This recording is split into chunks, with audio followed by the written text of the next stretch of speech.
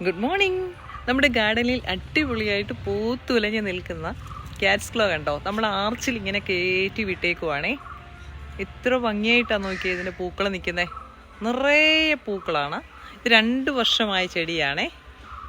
നമുക്കറിയാം ഈ ക്യാറ്റ്സ് ക്ലോയിൻ്റെ പ്രത്യേകത, അതിന് പൂച്ചയുടെ നഖം പോലെയുള്ള നഖങ്ങളുണ്ട്. അതുകൊണ്ട് തന്നെ പിന്നെ ഒരു ഇഴയന്തുക്കളോ ഒന്നും ഇതിനിടയ്ക്ക് കയറത്തില്ല. ഇതിനിങ്ങനെ അള്ളിപ്പിടിച്ച് ഇങ്ങനെ കയറിപ്പോകാനുള്ളൊരു കഴിവുണ്ട്.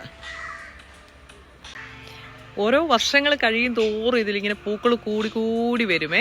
ഇപ്പോൾ 2 വർഷമായി ചെടിയിൽ ഇത്രയും പൂക്കളാണ്. നിങ്ങളൊന്ന് ഓർത്തേ, കുറേ വർഷങ്ങൾ കഴിയുമ്പോഴത്തേക്ക് എന്തുമാത്രം പൂക്കളായിരിക്കും.